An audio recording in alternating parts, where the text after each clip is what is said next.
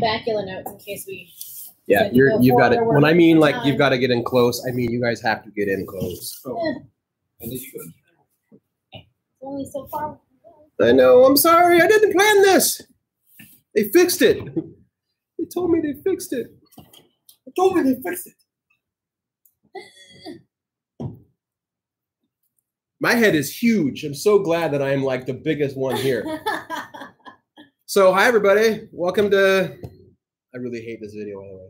Welcome to Geek in the City Radio. This is issue 461. No, now I have to check. Mm-hmm. So we're live? No, we're right now. Yeah. 461. 461. So there's a half of my face, all of Cable's face, and 2/3 of Bean's face. Hi, Beatrice. Hey, look, the chat does work. Oh, awesome. How do I get to this chat? If you go to my Twitter at Geek in the City, I added the link so you can watch it there. Perfect. So the reason why we're here is because we got locked out of the studio. Quite the surprise. Yeah, surprise! You got locked out of your own studio. So yeah, we're here at Guardian Games. We have it's like super loaded up. Guardian Games. Game store where you can drink. That's right. Well, there's one commercial down. Oh, Morty. Mute yourself. Oh, right. This is the video. Mm-hmm. Where do chat? The chat should pop up somewhere on the, or it's just going to show up on the. Can you tell we're completely new at this, and in no way we're ready for this at all? It's fine. It's fine. There's Norm from Texas. Howdy. Fine. Yep. So we are going to try and do a regular show. It's probably not going to be the normal 90 minutes to 2 hour show. We are going to try and pull off a regular show. We might do a comic review. No take backlash. We'll have to wait till next week. It's been a long road. Yeah. Ready, Cable? Getting from there to here. We're gonna lose viewers. Look, they're all gonna start dropping off. We're like, fuck, we're out. Bye. Everyone's computers. Been a long Where's town. the goddamn post that I made that said I don't? Don't trust the Facebooks. Oh, So we're talking about that. We're really and probably going to talk about some Trek news that came out of Vegas last weekend. Oh my god! But really, we're going to treat this as like a version of a Reddit AMA, but without a horrible Reddit people. It's going to get me in trouble. You know what I'm talking about. they all know they're horrible. You know you're horrible. That's why I've never been to Reddit. I started to use it a little bit, like the local one, to see what's going on. That's fine. I'm not really sure what I need Reddit for. Down that path lies what's it called? Nextdoor. Don't do it. Oh yeah. Norm says when he's up here, Katie and him are going to sing that at a karaoke bar. I've never thought about singing that at a karaoke bar. I bet you it's there. That's a Rod Stewart standard. Depends on where you go, I think. Oh, I'm sure it's there. Some places don't have more unique stuff. Yeah. It's usually just, like the regular genres of regular music, and it's harder to find stuff like themes to shows or movies, soundtrack stuff. Well, I don't know. But it's not a soundtrack. It's not a theme.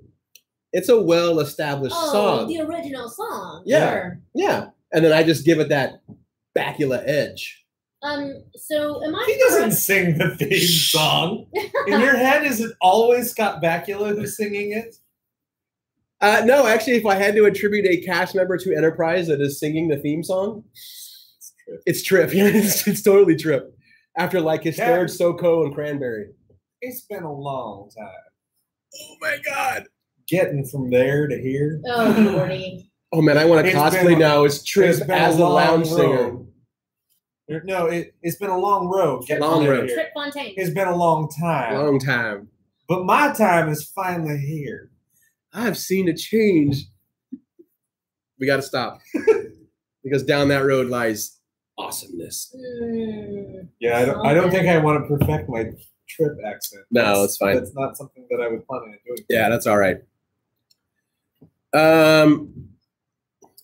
I'm so thrown off right now.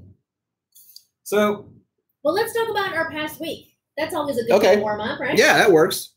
I'm gonna fuck last week. Get rid of half of my face. There. There. I'm still at work. I don't want to. That's true. You are. So our past. What did we do last week? What was our? Did something important happen that we're supposed to talk about? No, I'm just saying, like, let's talk about our week. We usually only see each other on Wednesdays. Yeah, for the that's most true. part. So how has your last 7 days been, Aaron? This is really awkward. We never have this conversation. Good. Like I got some writing done, did some exercising. I made some salsa today. I don't know what else. You're way too thrown off right now. I am. I am really strung up. Well, let's just dive right into the news that came out of Star Trek Las Vegas. Okay.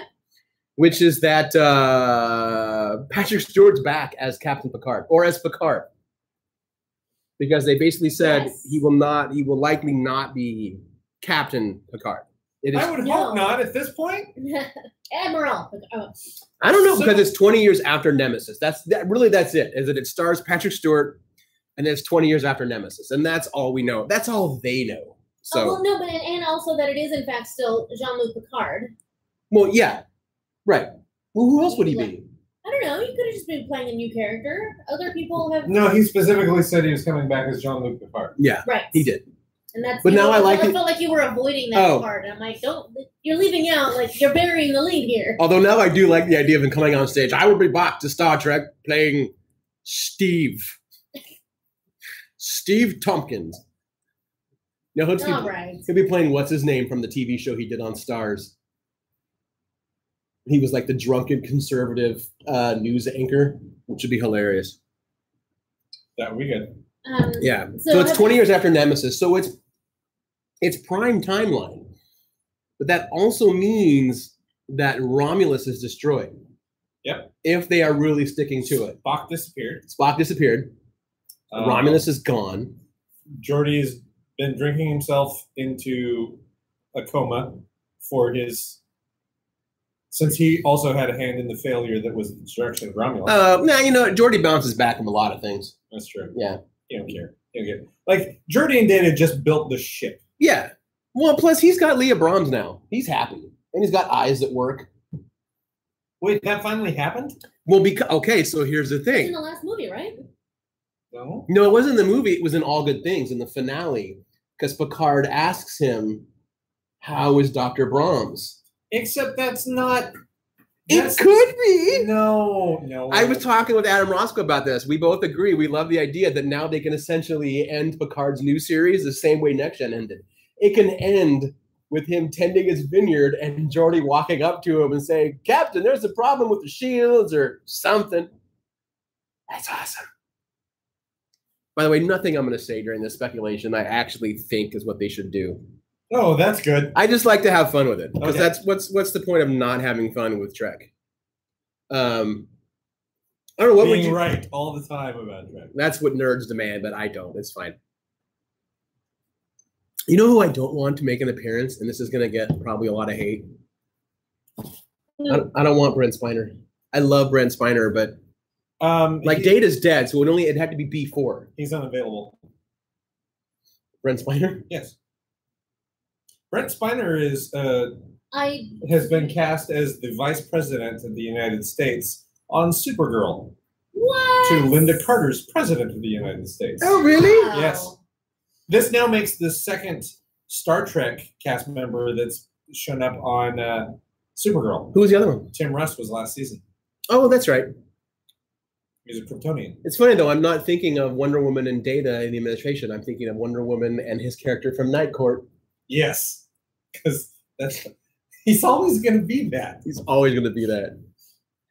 Well, I just don't have a talent for animal husbandry. I thought that Brent Spiner was the one who asked for his character to be killed off. Yes, yeah, it was. Repeatedly. I think he wanted to die in the last movie. First Contact or Insurrection. I think Insurrection. I got why. I just finished that book. Well, no lies. I stopped listening once they finished with Voyager and were about to start Enterprise. I don't want to get spoilers. So I'll have to come back to that book. Mm-hmm. But I remember them saying that Brent Spiner kept asking to be killed off, and the only way he agreed to do a particular movie was if they would kill him in the next one. He's like, I'm fucking done. Well, I mean, so no Data or any there's B4, but yeah. I mean, it does kind of. B4 his child? No, B4 is the android B4 lore. So there's 3 Soonian positronic androids. Data, Lore, and B4. That's reverse order. Because that's funny. B4 was first. I don't know if that's ever his really name. I think he just says B4. And then Lore, who's too human. And then Data. And therefore evil. Lore? Yes. Well, because he was given human ambition. Yeah. Oh, yeah. No, that was it. Lore realized, like, wait, I'm 12 times as strong as you all. I'm smarter than you all. And I'm supposed to serve you? No. No. Hell no. Sung should have went, oh, right, this was the mistake I made with the augments. Right. Superior ambition. But that wasn't the same Sung. That was Daddy, right? That wasn't often wrong, was it? Yeah. Really? Yeah. That was my impression is it has always been the same Sung. Oh, it wasn't mine. Oh. That was that his dad, and that the Sung still were a long-lived people. But I didn't get that at all. I got it was the same dude. All right. On screen. But either way, it doesn't make sense. I do want to see Riker and Troy, and I want to see them married. I want to even maybe see like their kid. Like maybe their kid is entering the academy. Like she's Ambassador Troy and he's Fleet Admiral Riker by now. It's 20 years after Nemesis. You know, they're both career. And I want to be like, you know, yeah, we're going to, our kids, let's see, they get married in Nemesis. So yeah, they could have a kid entering the academy. How many years is this supposed to be? 20. Yeah. Oh, I love the idea of like a cameo of like, you know, so you get to cast someone who could play Jonathan Frakes and Marina Sirtis's kid. See, I've been more. It's a lot of dark hair. I've been in the camp of, I want this to be a non-Starfleet show.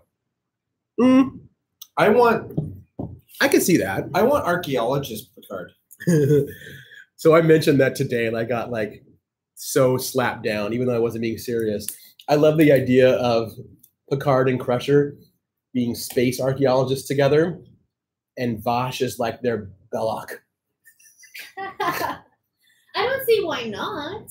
Jean-Luc Picard. Once again, there is nothing you can find that I cannot take away.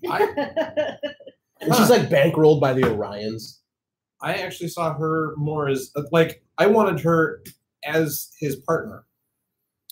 Oh, I'm such a sap. I want him and Crusher. I want him and Beverly together. I guess I've never cared about that. I have never cared about the Picard Crusher romance. I did. It was never well delivered. They kind of like put it out there, but then it goes away. It's the love that was never meant to be. Exactly. And yeah, but now like in their twilight years, it finally they figure it out. No, now they figure it out. Now they figure out. Now they feel like it's like they're not going to hurt anybody else anymore. British historical drama is what that is. Yes, it is. Okay, now I'm in. It's Starbase, Downton Starbase. Yes, a bit more realistic to see, you know, an aging Picard who never got the life he wasn't like he kind of like struggles to know what he wanted out of life. And you know, like when we meet him at the beginning of Next Gen, he's like, I'm not a family man. I don't like kids. This and that. And now, you know, picture him as a much older man. Never got that girl. Never had a family of his own. His brother and nephew died. So family's dead. He's the last of his line. The last of the Picards. There's actually something interesting to explore there because through the show, I don't want kids. Blah blah blah blah. But he also felt okay because he knew that through his brother's kid, the Picard name would go on. Mm-hmm. But, you know, then they all get wiped, literally die in a fire. Right. So he deals with that in Generations. He gets a slight hint of what a child could be like in Nemesis, even though that movie's garbage. He still gets a slight hint of like, oh, there's me 30 years ago in Tom Hardy's character. Mm-hmm. So he has these stages in his life where he sees glimpses of the potential of him as a father. Why couldn't you make him a dad in this new series? I don't know. I think I just enjoy the idea of like a darker outcome where he never achieve those things because he dicked off and shit. But I don't like darkness in my Star Trek. But I don't need old man Picard. I've already seen Patrick Stewart die on screen. Yeah. Wolverine stabs him in the chest. Spoilers. I wouldn't mind seeing the familyless Picard, but as an archaeologist, has his own little team of students that are his children. That he's just kind of the family he made. Yeah, like he is. Well, that's Professor X, right? But I mean, I'm not. Yeah, like, I'm not saying it has to be super dark, but I don't know. It's just a little bit too perfect to think that he ends up with Crusher and then they have a kid of their own. They don't have to have had a kid. Well, that means they're just fucking stuck with Wesley. I don't think we're gonna get Will Wheaton on it. That's fine. Actually, I think it'd be okay with that. It'd be fine. That might be okay. Actually, that might be fun. It might be, but I want him to come back as the new Traveler. I never understood why Wesley was in Nemesis. I mean, I know why. I think it's because they wanted to get the old gang back together. Sure. But I like the idea of him ascending with the Traveler and being this new. And no one can say whether or not he was actually. Oh, I was just. I've been traveling, but I heard news, so I just popped. There's deleted scenes where he's full on back in Starfleet. Yeah, it's dumb. Well, then it's good they left those out. That's true. So that's not canon. Actually, you know who I want to really do adventures with Picard? Because it's always hinted that they had him in the past. I want Guinan back. I want Whoopi Goldberg and Patrick Stewart having. Know each other back before. Yes. Yeah. I must have missed all because there's a line. All right, some nerdy deep dive. There's a line in an episode where Geordi asks Guinan, "What do you look for in a man?" And Guinan says, "His head." And Geordi says, "Ah, yes, his mind, an intelligent man." And she says, "No, his head. I'm attracted to men with bald heads." And he said, "Why? And she says, "Because a long time ago, before I ever came on the ship, a bald head man was very nice to me when I needed it, and ever since then." There's an episode later where you realize in the Old West with Mark Twain in San Francisco, Picard saves Guinan. And that's like the hint. So they have known each other in different time periods of their lives. I like the idea of them getting back together and like. Yeah, it was the episode Time's Arrow. It's such a bad episode. Yeah, it was a two-parter. And it was a season finale and season starter. It was also the season that they were going to kill Data. It was the season 7 opener, right? 6 to 7. Yeah. 6 to 7. And the whole thing was, at the beginning of it, they're like, "Oh, Data's dead, and we've got this weird artifact of his head, and we don't know what's going on." And Guinan calls Picard and is like, "Do you remember when we first met?" He's like, "Yes." "Are you sure?" "What the hell does that mean, woman?" Yeah.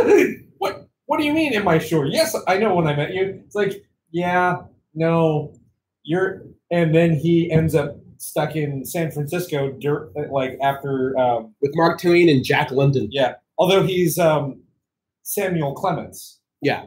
Not Mark Twain at the time. But Samuel Clemens is hanging out with Guinan because her people are long-lived. But she's much younger at the time and running away from her family obligations. Right. And that's when Picard meets her. And that's when technically she met Picard and went, oh. The best thing about that episode is they all look really cool dressed in their like Old West clothing. Like Riker is a dandy poker gambler. Oh, yeah. Yeah. Because it's a bad episode. Almost all of season 7 is bad. They knew they were done. They knew the movies were coming. I mean, there are some good ones. All Good Things is great. All Good Things is better than any of the next gen movies. I saved it up for the end. Yeah. Yep. So that'd be cool, you know, Guinan and Picard hanging out. Yeah, I wouldn't mind Wesley, Traveler Wesley, like popping in every so often as in a way that's like, oh, he's been doing this for the past 20 years. He just says, "Hey, so I'm your Q now. Just FYI." Yeah, and that's one thing. As much as I adore John Delancey, I don't want Q. I don't either. And I love John Delancey, and I love his thing as Q, but I don't want Q. I definitely don't want Q. Unless it's Maggie Q. I'm okay with that. Or you do that weird thing where like Picard leaves a journal and he's always writing a continuum. Kind of like Doogie Howser. Yeah. Dear Q. Last night. Oh, what if? Oh. What? What was that? What if we finally get? Oh, okay. This idea might work. Oh man. What if we finally get in Trek the resurgence of a version of Assignment Earth, where Picard becomes the next Gary 7 or whatever, or Picard's current job has been overseeing the station that makes sure that no one else lands on the Guardian of Forever. You get to do Doctor Who with Picard through the Guardian of Forever. Through this pathway, many choices can be made. Wah, wah, wah, wah, wah. And it would always open with him jumping. You're right. Jean-Luc Picard never found his way back home. That would be possible. And then Scott Bakula shows up. Yeah. Not Archer. No. Scott Bakula. That would work. Except I think that's too high of a concept to pitch to the studio. Yeah, but you know who's producing this? No. Do you? I do. Well, because it was in the news. I'm gonna say his name wrong. Michael Chabon. The author? Yes, he is the producer on this show. So the guy who did Cavalier and Clay, Telegraph Avenue. I thought he was still working as an editor at Dark Horse. What? Yeah. Oh no, man, that's been a long time. Wow, when's the last time you looked him up? Probably not since I finished Cavalier and Clay. Okay, yeah, no, he's the producer on it, or will likely be the showrunner, which is really cool. Michael Chabon. Michael Chabon. He's a Portlander. Is he? Yeah. You would dig Cavalier and Clay. In fact, I bet you Christian's read it. I'd be surprised if he hasn't. Cavalier and Clay. Yeah. Cavalier with a K. Yes. Oh. That's right. That's right. That's right, Norm. It's Bakula time. Is Clay also with a K, or is that no? No, Clay? Don't be creepy. I'm not the jerk who wrote Cavalier with a K in the first place. I didn't make that up. So yeah, I mean, what would you guys want to do? Okay, you get to do 10 episodes of the Jean-Luc. It's the Jean-Luc Picard show, starring Patrick Stewart as Jean-Luc Picard. My other idea is that you give him like an old freighter and he's the new Captain Stubing and you do the Love Boat in the Star Trek universe. Weird.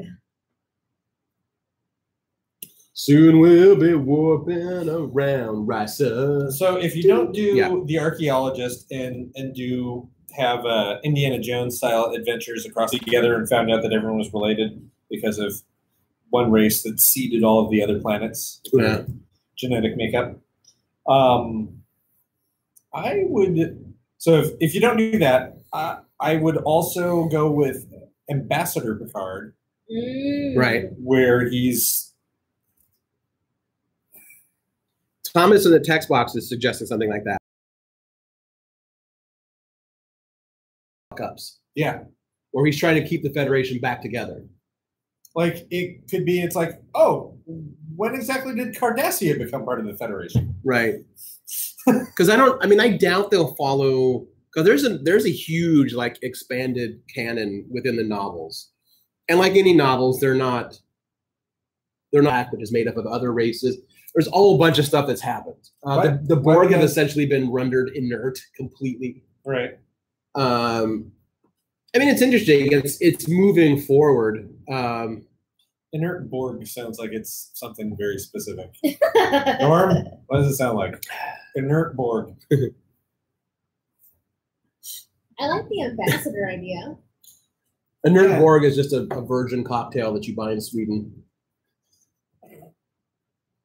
You're like, yeah, no, I'll take a Jaeger shot, and little lady over here, she'll have an inert Borg. Sounds like the last drink you're gonna have. Oh, that's true. What happened? Had an inert Borg. I kind of like the idea of him being more of a narrator.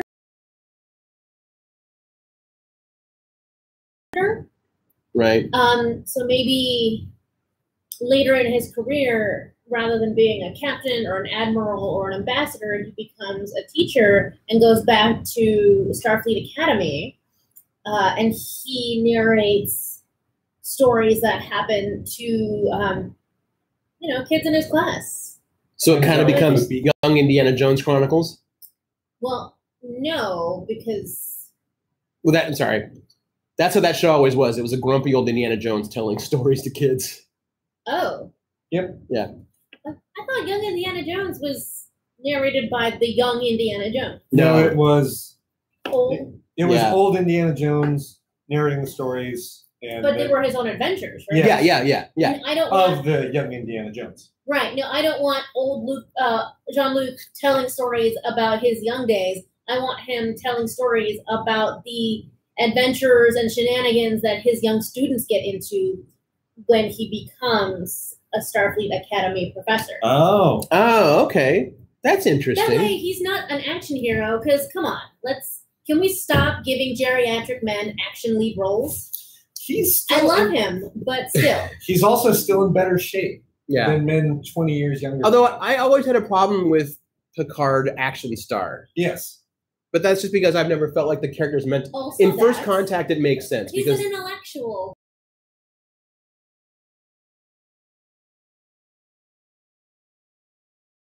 Borg pay. But after that, I think that just comes down to Patrick Stewart realizing that he was kind of getting ripped and he wanted to show. I mean, there are scenes in Insurrection where he's full on flexing, which good for him. He's in better shape than all of us. Sure. I mean, he's been lifting since Next Gen. Yeah, that's where he got into weightlifting and bodybuilding. That's why hanging out with Michael Dorn. Yeah, it's like, oh yeah, I'm totally like. You want me to do a nude scene? Cool. Yeah. I mean, and that's fine. I mean, does Ian McKellen guest star in any of the episodes just so we can have just fan service? Yeah, sure, why not? Yeah, but I now I want to see a scene where he looks at Picard and goes, "Charles, what did you call me?" Nothing. I'm not. It's dementia talking. I'm sorry. I'm sorry, Jean-Luc. What would you want Ian McKellen to play? Ian McKellen. Yeah. Yeah, that's right. I just want. Hence, we're back to the Guardian of Forever. Jean-Luc Picard could meet Ian McKellen. Now we're starting to get into Legends territory. That's whatever. We're just starring John Noble. Look, we got locked out of our own studio. We get to be goofy.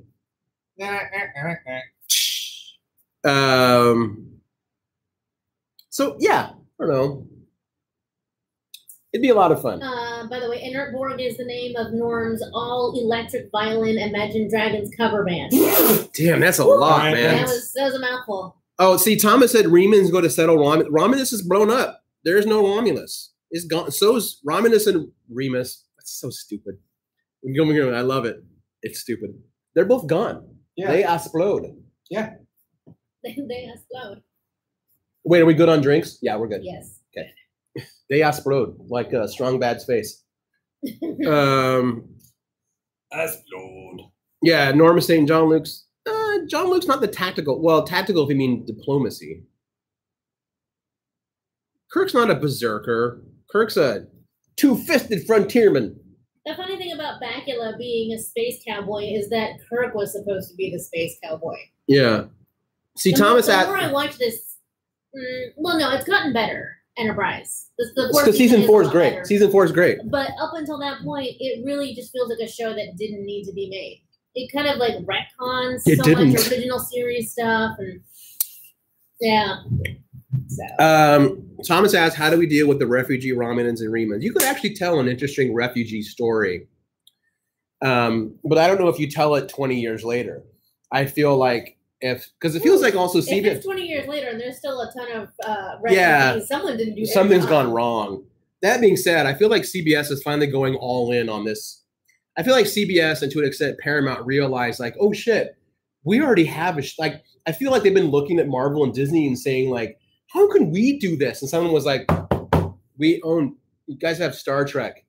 Like it is, you don't have to build anything. It's literally already there. And they're like, oh yeah. They're like, yeah, you don't have to have just one show to. It's like, but you have space. But we can only have Star Trek. They're all Star Trek. Yeah.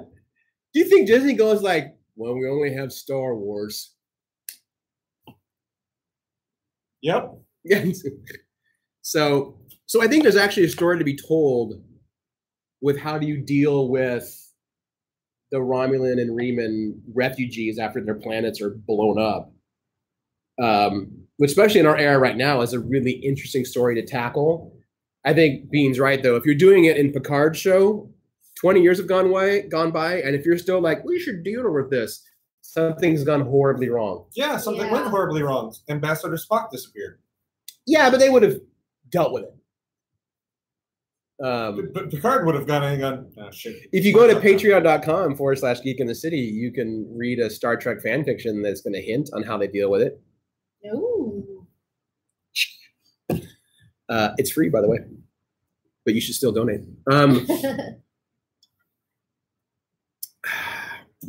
With Star Trek's first Hispanic leading character. Had to happen in fan fiction.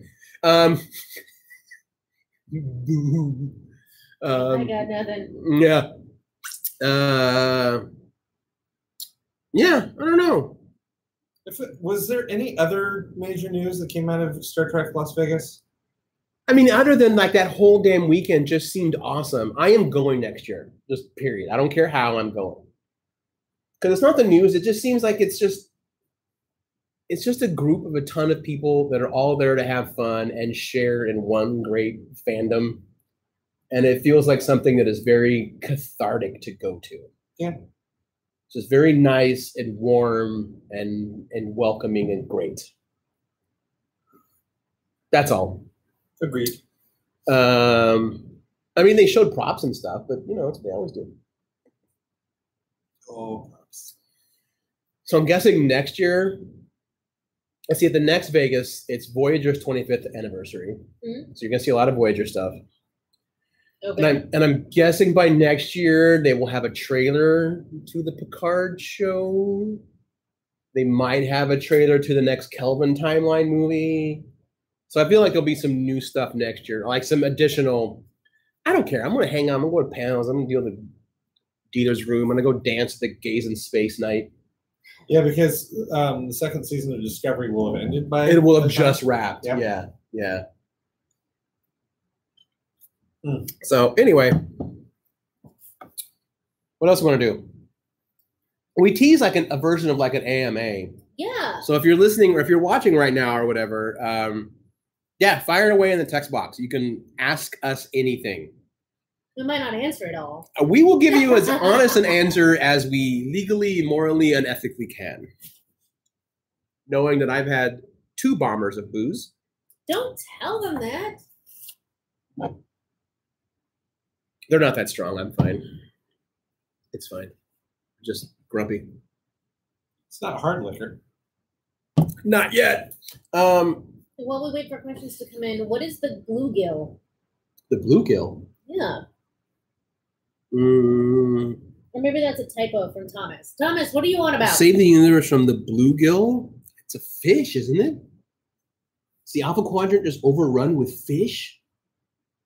All I know is I want a Trek series that focuses or at least has an element of the Gorn. Because I love the Gorn. And I want more Gorn. As soon as I can figure out how to do Gorn on a budget that doesn't look shitty. I think they're getting better. I feel like it's getting. I mean, they did that tardigrade, although the tardigrade was expensive. The little aliens from TNG's conspiracy. No, fuck that. I'm sorry. That is a plot thread that I'm glad. But that's the thing that drill into your head and they blew up.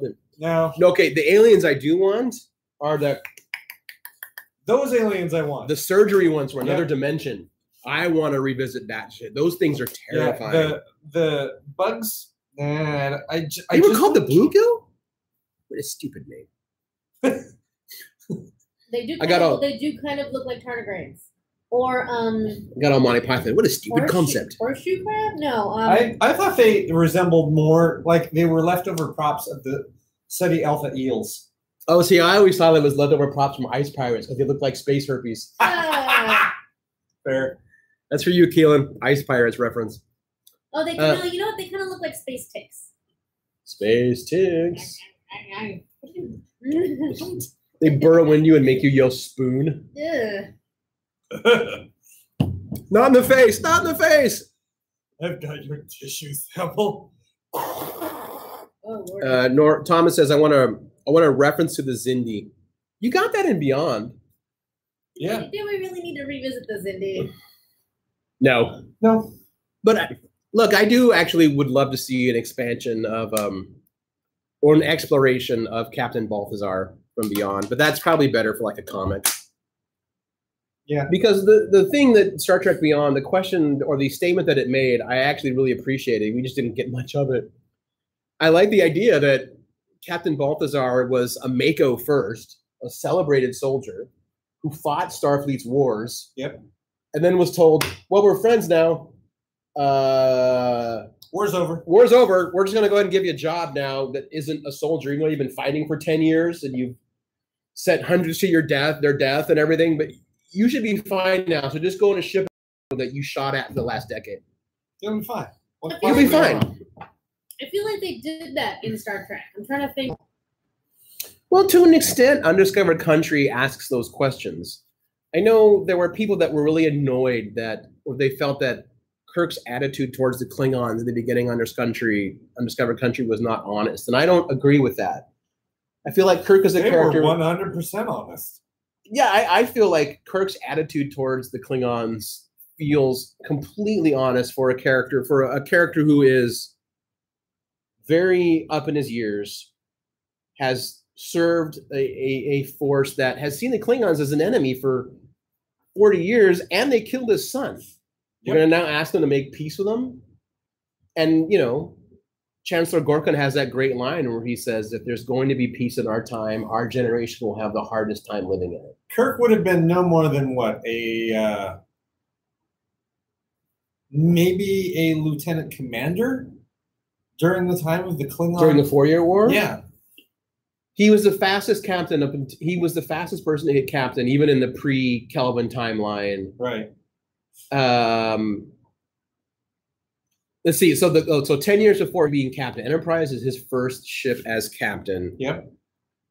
Yeah, he would have been a lieutenant commander. Yeah. So he only would have been in Starfleet for I think he went from the academy to captain within 10 years. I think that was what they wrote. And before that, they were just a galactic antagonist to the Federation.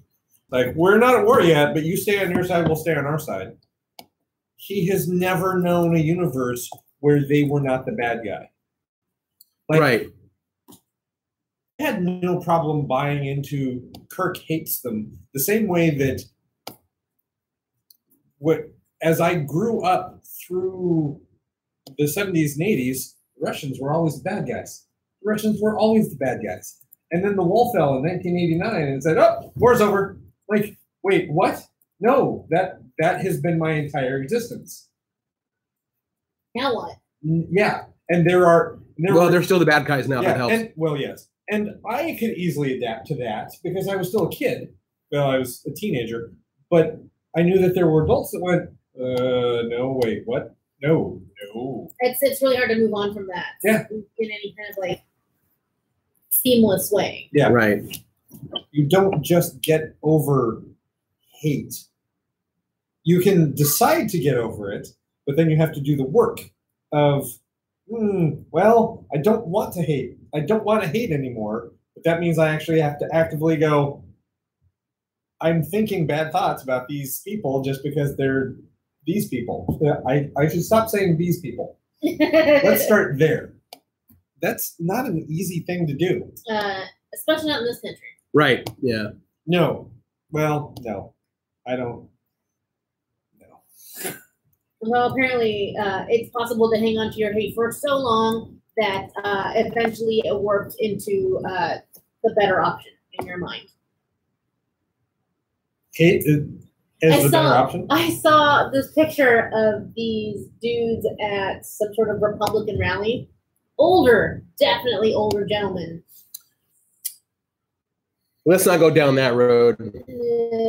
I'm already grumpy enough this afternoon. My brain went there. So hopefully now we'll get more. Apparently we're not getting a lot of questions because since both Twitter and Facebook are always trying to monetize shit, they didn't want to share my link when I said, "Oh, for fuck's sake, come watch us live."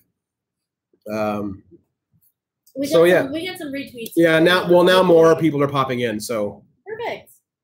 Oh, Darth Verso. I think I know who that is. I think I know who that is too. Oh, hi. Hi. Well, here's one. It says, this is for everyone. What non-sci-fi show are you currently watching? What counts as non-sci-fi? Because I'm watching Castle Rock. Is that sci-fi or is that horror? That's horror. That's horror. I'm watching Castle Rock. I'm really digging it. I'm also watching Castle Rock. I've been watching Orange is the New Black as my casual TV show. I can't watch that show. What can't you watch about it? What don't you like about it? I can't watch any prison show because I grew up literally in a prison household. Not in it, but my entire family was employed by the prison system in California. So every dinner was talking about prisons. So it's like I can't watch a show for a prison as any form of entertainment. Because that was my hearing this horrible shit around the dinner table. Sure. It's like I've got a friend who had some people OD on drugs, and he's like, "Look, I know that Breaking Bad is a good show. I can't watch it." This. You don't like it? Taste it. Oh, did it go bad? It kind of tastes like Robitussin or NyQuil or something. Is that what yours tasted like? Yeah. See, you're used to my meads, which are much better. This is a session mead, so it's not as strong.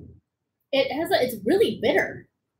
Really? Yeah, it tasted. Maybe it's because I just drank the. I'll finish this. Here, do you want to finish off my cider? Sure. All right. Sorry. Maybe I should have started with that one instead of the woodchuck, which is sweet. Yeah. I didn't try it because I tried their other one. I don't like Wet Nectar Creek's meats. I just don't. I'm not a big fan either. I've had other ones that were tasty. Maybe it's some of the more basic ones, and so it serves as like. Well, this is their basic one. This is straight up nothing. Yeah. So I didn't mean to jump on your whole Orange New Black thing, but that's just my.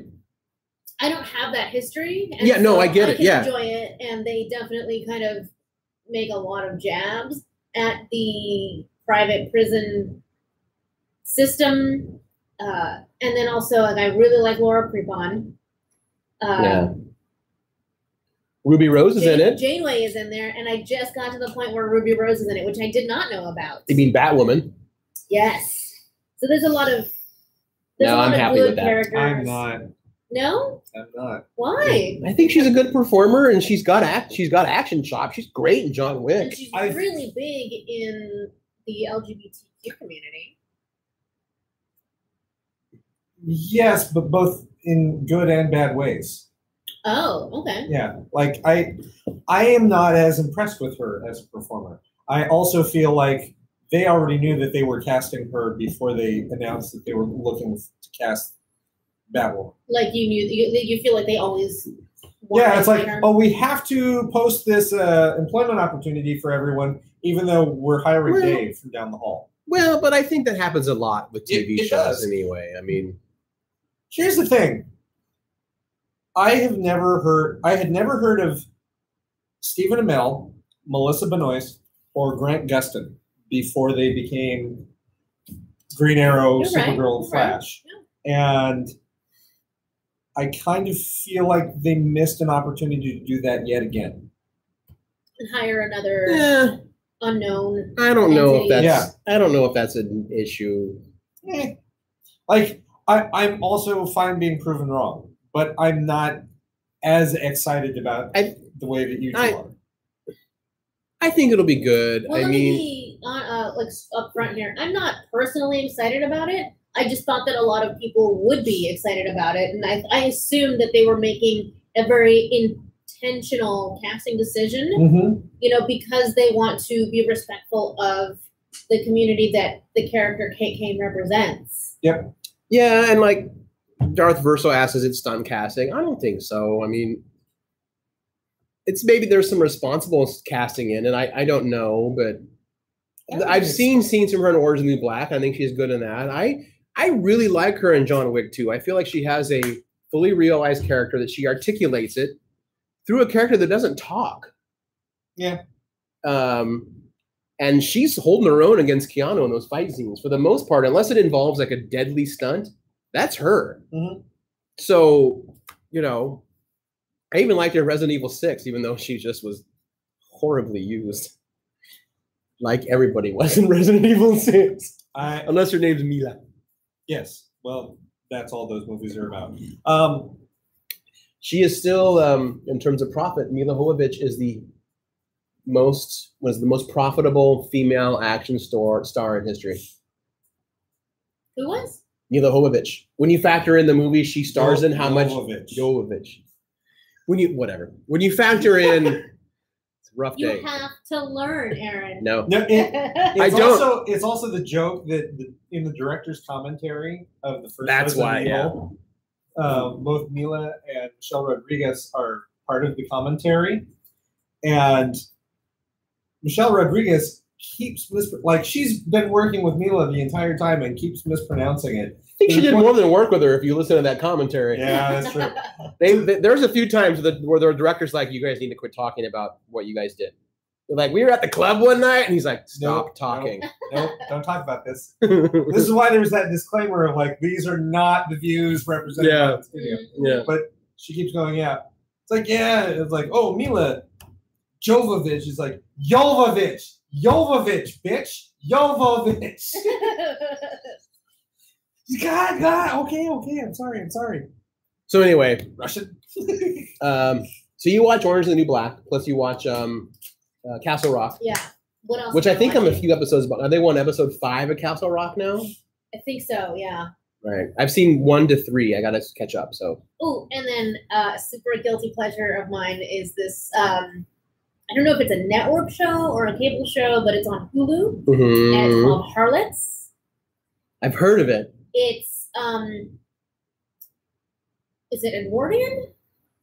Powdered wigs, big old poop deals. Yeah. Painted on. Everyone's wearing the powder face makeup with the painted on moles. So it's that era of London. It's all about whorehouses. I think it's called Harlots. I think so. Yes. Yeah, it is called Harlots. Because it's got it's called Harlots. It's got a bigger name actress in it too, right? Like the lead, the anchor. I want to say Mila Kunis, but that can't be right. No. The main characters are this mother and her 2 older daughters who are now going into the business. The older one is probably best known for her role as the youngest daughter in Downton Abbey. Okay. But also in this new season that just came out, season 2. I can't think of her name. Arwen. Liv Tyler. Thank you. That's what I was thinking. Liv Tyler is in it now. Sorry. As a supporting I'm character. laughing at a comment Norm made. I judge your acting by going to see the Meg. Norm, you can't judge anyone's acting by seeing the Meg. Who's acting? Ruby Rose. Although she's in the Meg. Yeah. Ruby Rose and Jason Statham fighting a giant shark. I'm fucking in. Probably not. Maybe. I don't know. I always feel like Jason Statham was a guy who was born 20 years too late. For what? That dude should. Probably. What is my phone doing? Mother of God. We're still live. I know we're not in the studio, but still. Easy. Is it your YouTube blowing up? No, I know what it is. Okay. It's that one thing. It's my freelance job, my marketing job. Mm-hmm. They just posted a job announcement, so I'm getting all the applications because I'm connected. Kind of jobs. They don't pay enough. I love them, but they don't pay what you need. Cable, what's yours? You can't count any CW show. It's like when I don't watch TV. I can't count any So here's the thing. The question was non-sci-fi, but I think we all know that you watch all of the CW superhero shows. Yes, which I classify as sci-fi. Oh, do you? Yeah. Yeah. I do, yeah. Sure. I feel like superheroes fall under sci-fi, especially the majority of the CW shows. Like, The Flash is science-based. Supergirl is alien-based. Mm-hmm.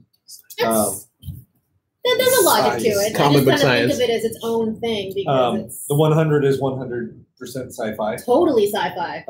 And drama. Fucking Clark. Anyway. Well, then what's your so what Garth asked sci-fi or not? What's your favorite show this minute? Well, I just started watching Glow Like I just finished the first season of Glow. It's just fun. So that's non-sci-fi. I have also been watching the shit out of some Netflix comedy specials. I just watched Ellie Wong and the new one? Both of them, Baby Cobra and Hard Knock Wife. Yeah, I could do without the Mexican jokes on that one.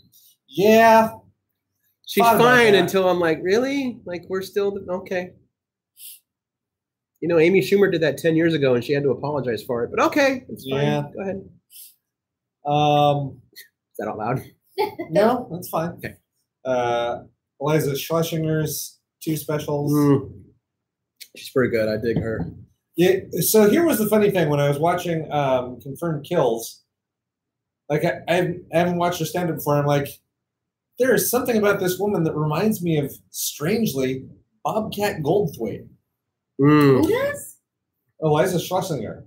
It's like it's her delivery. There's an unhinged quality to her delivery. Like when she gets in that delivery, she's like that. Like, yeah, that's Bobcat. I can't remember the last time I saw her perform. Funny thing. Think about it. He's got an anthology series that I really want to watch. Confirmed Kills was directed by Bobcat Goldthwait. He's become a hell of a director. Yeah. I mean, he has for a while. And then I also watched W. Kamau Bell's Private School Negro. That's a good one. God damn that. Did you see Patton Oswalt's most recent one? It's wonderful. But the last 20 minutes is him talking about losing his wife. Oh God. Okay. But that's gotta hurt. He's got this whole thing. He talks about how losing her wasn't the worst thing in his life. He has this thing of like, hearing my wife die was the second worst thing to happen to me in my life. He's like, the first worst thing was the next day picking my daughter up from school and having to tell her. I mean, it's this beautiful. I mean, considering he ends the show on such a, I don't want to say dark, but it's very real and emotional moment, and he still is able to keep you laughing through the pain. No, his last special was brilliant. I mean, I feel like that's better comedy to a degree. I feel like good comedy should kind of make you hurt a little bit. Yeah. You know, so. Because if they're just using, like, if you're just using your platform for just jokes, like, yeah, that's great. That's funny. But if you're also going to be up there and go, also, just a reminder, I'm up here telling jokes because everything is fucking awful. Yeah. I mean, look, there's a skill to being someone who just machine gun, who just goes pop, pop, pop, pop. Yeah. That's a skill unto itself, but yeah. I'm trying to think, what's the show that I love right now? I'm not watching a lot of, I'm rediscovering older films lately. I'm not watching a lot of modern TV. As nerdy as it sounds, you know what I've been going back to revisit? Fucking old Mission Impossible episodes that are way more solid than I ever thought they would be. And that's mainly because I know Tom Cruise is crazy, but those last 3 Mission Impossible movies have been really solid. Super solid. I do want to see thriller filmmaking. They're legit, well-made action thriller films. It was Ghost Protocol, then there was another one, and then Ghost Protocol, Rogue Nation, Fallout. Okay. I did see Rogue Nation. Rogue Nation is probably my favorite right now. I really enjoyed Fallout, and they're directly no spoilers. They're directly connected. Yeah, that makes sense. But I think narratively, I felt Rogue Nation was a little stronger. But they're just good. They're just solid, and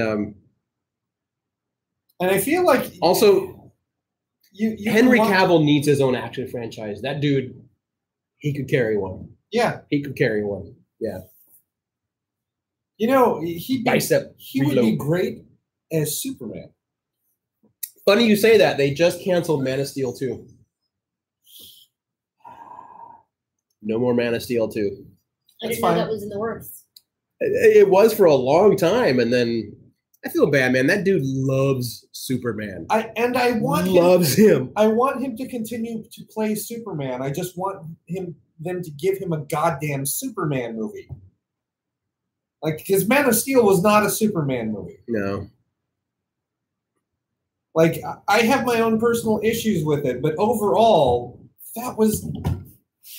that wasn't Superman. Yeah. Like Norm's right. Man from U.N.C.L.E. He's in that. Man from U.N.C.L.E. is a fantastic movie. Oh yeah, with Armie Hammer. Armie Hammer. But it's a Guy Ritchie movie, so no one saw it. And that was why I wanted to see it, because I like Guy Ritchie movies. I do too. Even his awful King Arthur movie. Yeah, but it was goofy and fun. It was a D&D game. Yeah, it was D&D. Okay. I really like. What's the Charlie Hunnam? Yeah, I'm fond of Charlie Hunnam. So Darth Verso says, "I need to be watching Winona Earp." I don't hear anyone talking about that. Need is a strong word. I'm watching Winona Earp. It is bad, but it's fun. Okay, I feel like it's a very divisive show. So, have you seen it? No. I'm definitely seeing some shows here on the chat that I'm like, no, thank you. Like what? Chiefly NCIS and Big Bang Theory. Oh, I can't watch Big Bang Theory. It hurts. It hurts me. It's Tom. Thomas and I have had this chat on Facebook of why I don't watch Big Bang Theory. I'm trying to think what else. I do watch Grand Tour on Amazon Prime. It's just a reversion of Top Gear. It's just these three middle-aged British guys being British and grumpy and racing cars fast and being dumb. It's fun. It's not deep or high art, but I do enjoy it. Yeah, but I can't think of any modern show where I don't miss it. I'm really, like I said, I'm really enjoying Castle Rock, but oh shit, it's over this season. But The Expanse was still super solid. I just mainlined all of season 3. Well, the latter question was sci-fi or not. What's your favorite show right now? Yeah. And yeah, I wouldn't have thought of listing The Expanse because it's not on right now. Glow, definitely. Glow is so good. I went through that so fast because you can't. It's just something you have to keep watching. That's a really good show. It's I paced myself so I didn't do that. Also, if they ever do a movie of the golden age of Marvel Comics, I don't mean Marvel Studios, Marvel Comics, I want Marc Maron to play Stan Lee. I can 100% see that. Yeah. I want him to play Stan Lee. Yeah. He's got to cheer up a bit, but yeah. I think, granted, I have really only seen Alison Brie in the one season of Mad Men that I watched. She was in that. Yep. And and all of Community. I love that show. I have a horrible confession among most nerds regarding Mad Men. Yeah. I don't like that show. I never saw it. And at this point, I'm not sure I ought to. I don't need to watch. I get there's a lot of character issues with it, and I appreciate that.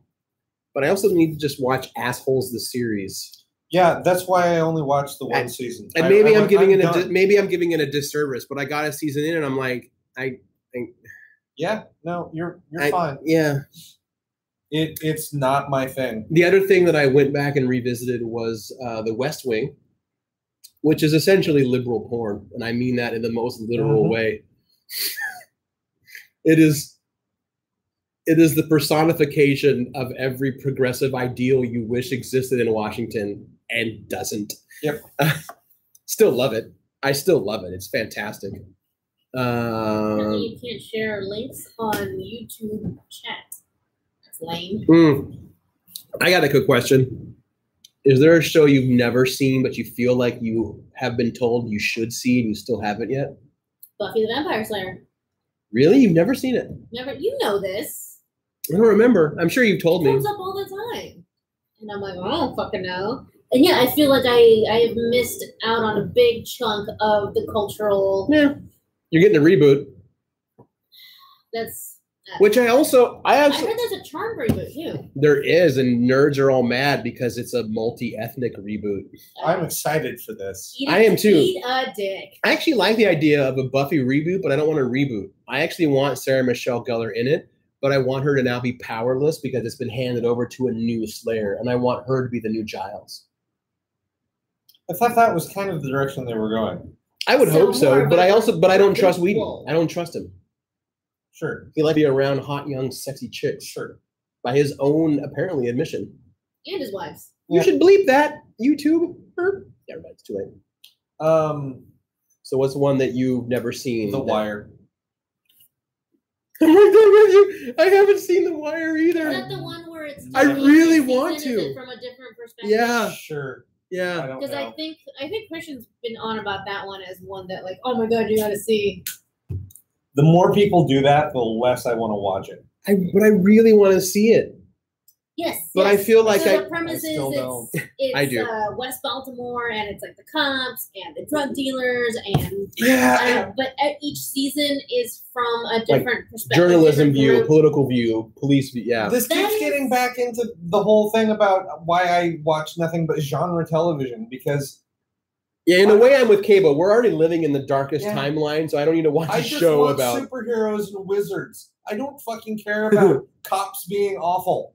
For better or for worse, I still watch Law and Order SVU. I don't know. That could be the new Picard show, Law and Order Starfleet. Okay. I'd watch the fuck out of that show. I'm not put off by portrayals about the real world. I don't know. Only if we mash up CSI with it.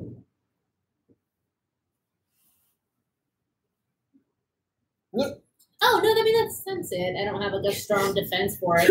I just and you don't need to provide one. Like I recognize that this is just my thing. Like that's why I don't care about watching this thing. So, all I can think about is now is Law and Order and CSI and Star Trek. No, Lord. And I love it because they've already done Sherlock Holmes basically. Yep. And I love the idea of Geordi keeps his visor, and every episode opens with, "I think they've hit a." And then it opens the credits. All right. So let's see. What else is on here?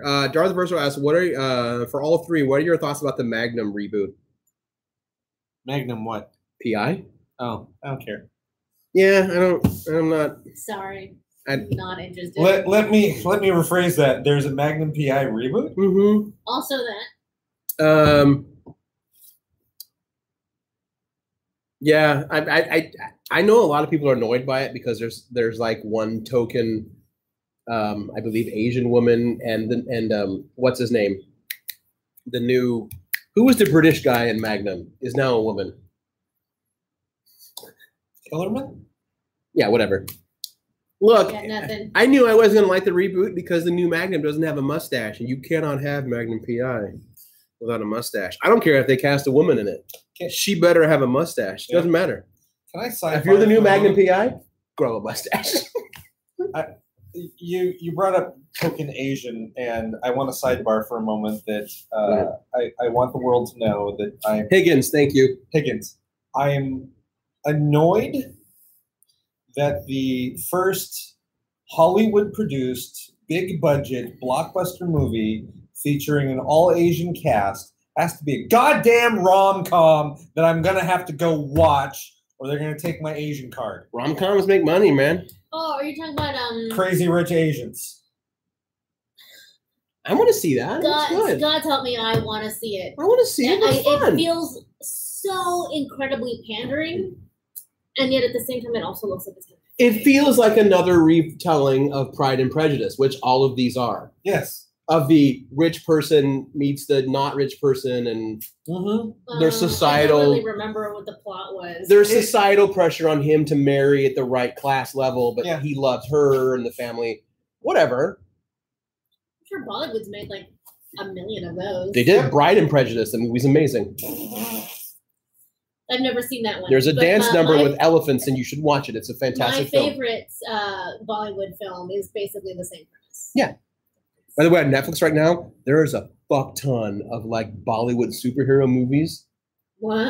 That shit is nuts. You got to watch it.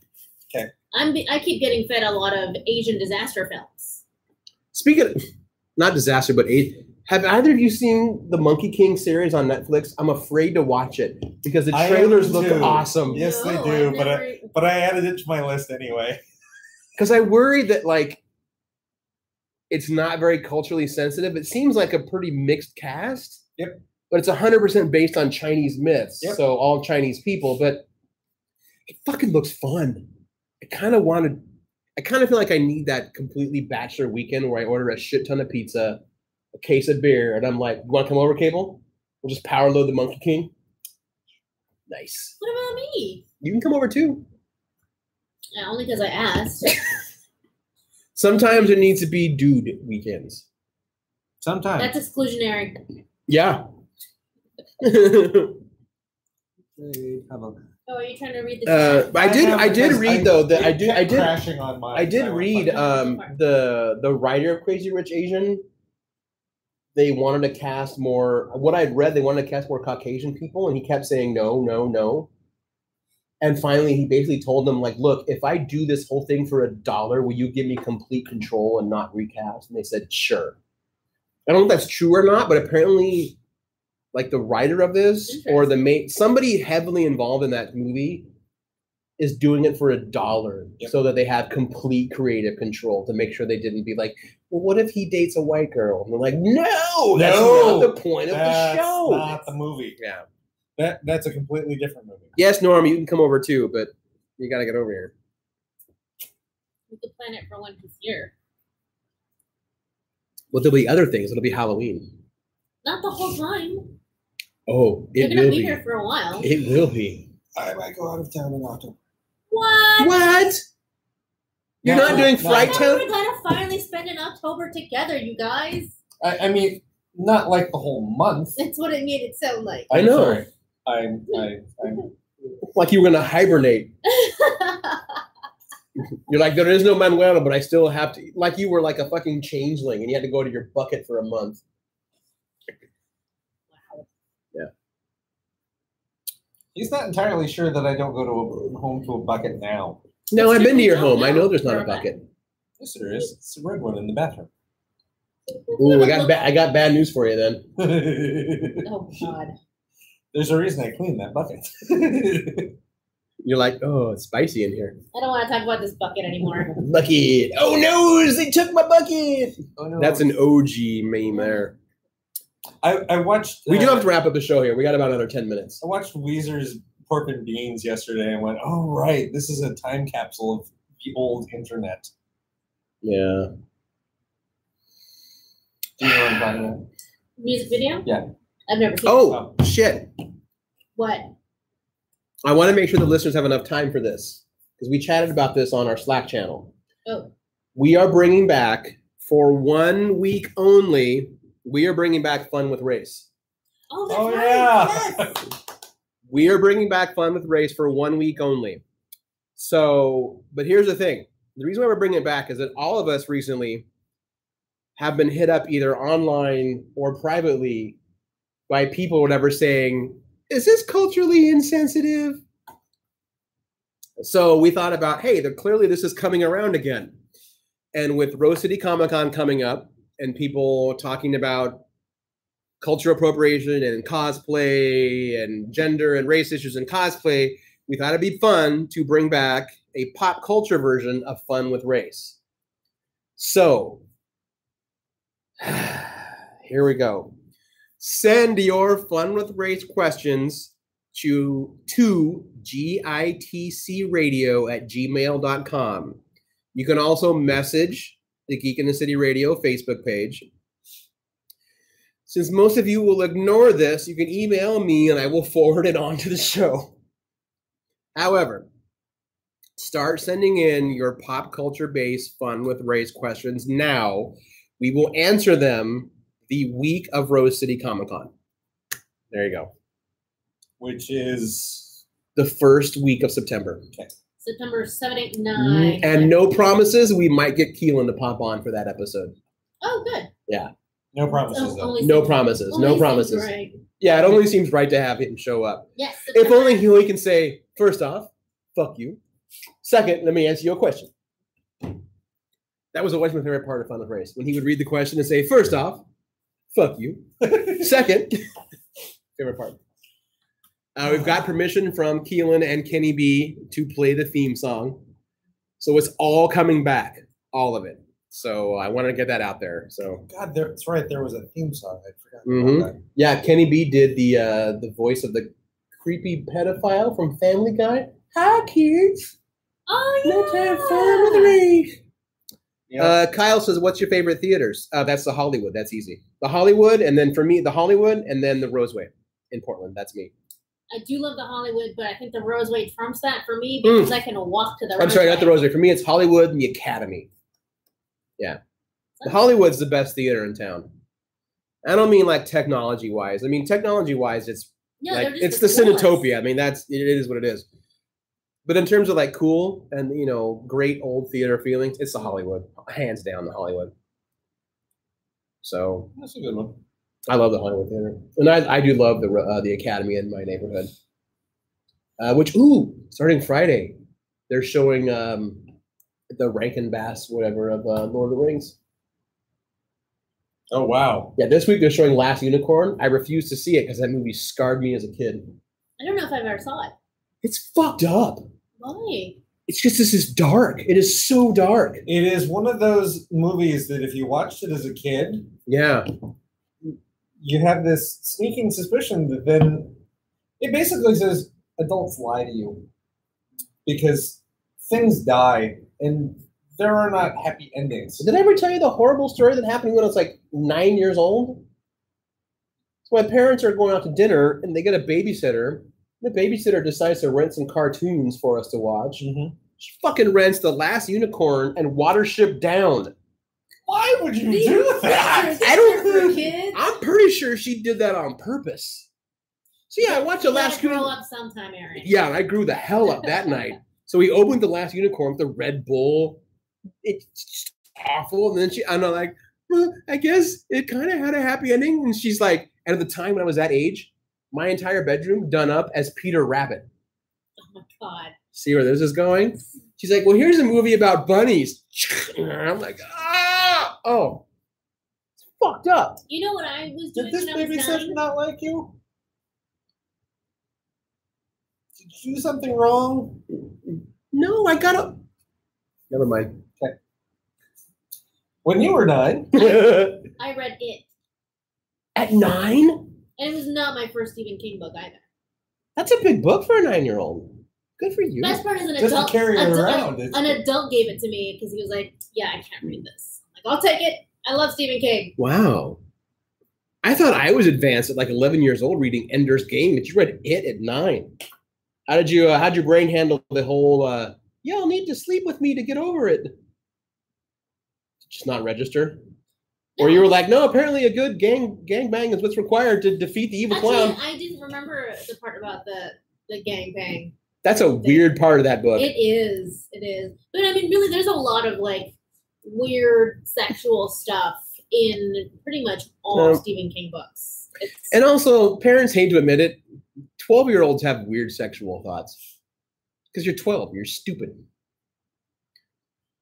This show took a weird turn. Yes, it did. Can we go back to rabbits eviscerating themselves? Sure, because that's better. Thomas says, I saw Poltergeist at 4.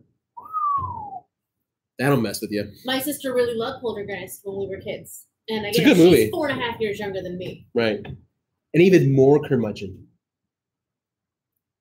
Yes. I just know from Twitter. Yeah. Yeah. Poltergeist still stands as the movie that gave me my first sleepless night as a child. Oh, really? Yep. For me, it was Nightmare on Elm Street. That one was the first horror movie that I actively laughed at and started to realize that I'm like, oh, I'm built different now. But how old are you? 15. Oh, see, because when did Nightmare come out? 84? Yeah. Yeah, so I would have been 8. So it had a different effect on me. Yeah. Yeah. You shouldn't have been watching it. No, Nightmare fucked me up. But I saw John Carpenter's The Thing when I was 11. And that was the movie that I'm like, I think this is wrong. This is wrong. I actually feel like The Thing wouldn't mess with me as much because I already had issues with thinking there were things in my closet, things in the bed, things outside. I was already living with Harry Baby. Yep. So I had a thing with going to sleep. Like that was an issue for me.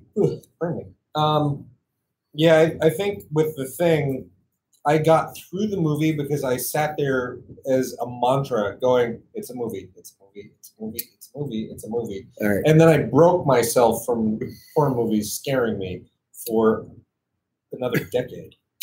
The thing that fixed me with horror movies was the making of Thriller. My mom rented, because I had actually saw Nightmare and I was fucked up.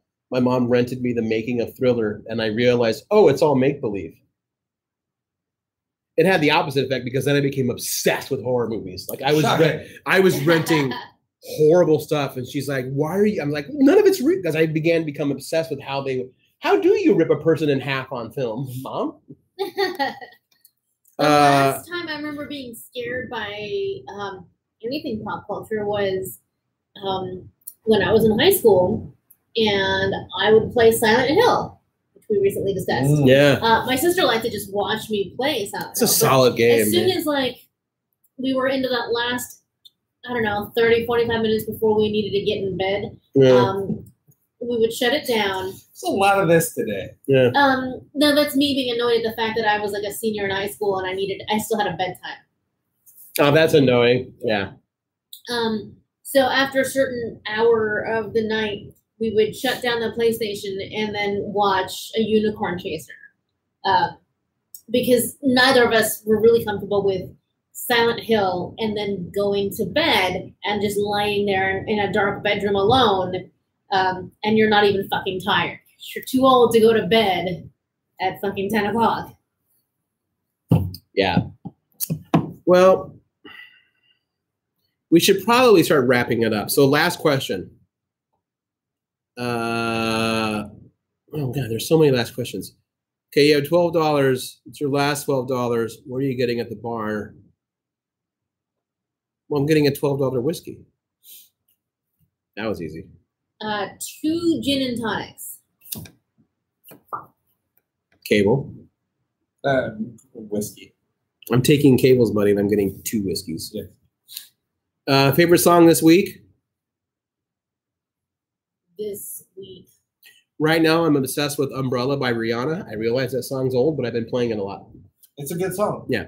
I have still been listening to a lot of the Norwegian singers. From last week's show? I've been listening to them for about a month and a half now. Right. No, but I mean the ones that we played. Oh, yeah. The breaks last week. Yeah, I'm still listening a lot to Aurora and Sigrid. Right. But I guess my favorite would be Running with the Wolves by Aurora. Okay. No one song, but I've definitely been kind of playing Dirty Computer. I've been playing that a lot too. Here and there in the past week or so. All right. Here's the last one. What was your go-to rental as a kid? The one you could always get because it was usually there. Being you're too young to have to even have that. We not only had a neighborhood, video rental store that was not a Blockbuster. It was like a family-owned whatever. Yeah, we had Popcorn Video. Yeah. It was something very similar to that. We spent a lot of time there because, again, Mom didn't want us leaving the house. So, especially in the summer or on the weekends where they knew we were going to be spending a lot of time home, they would indulge us by taking us to the rental store to pick up some movies and like a video game that we could enjoy all weekend.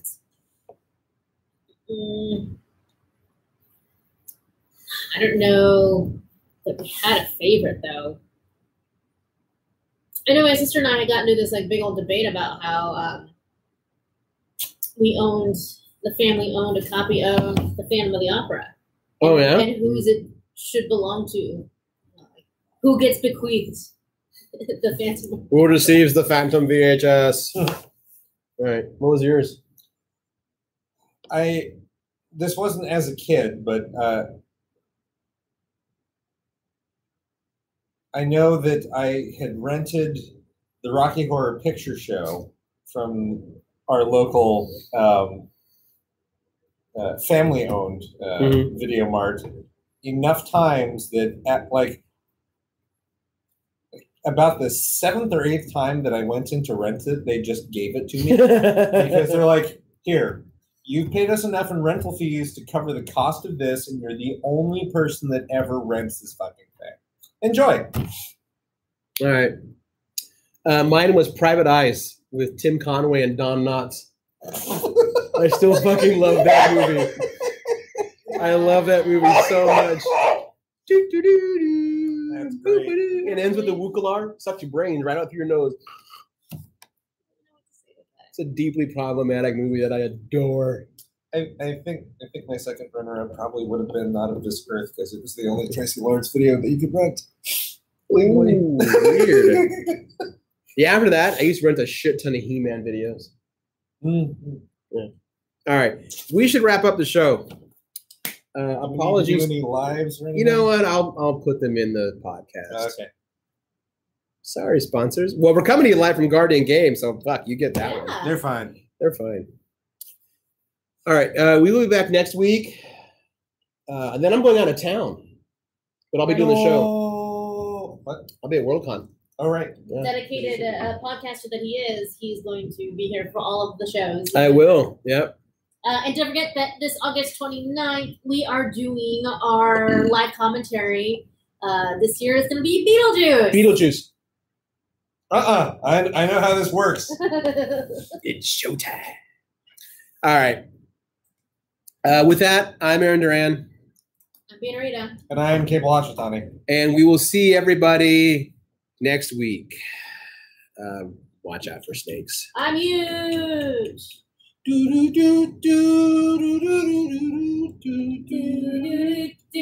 So what? Big deal.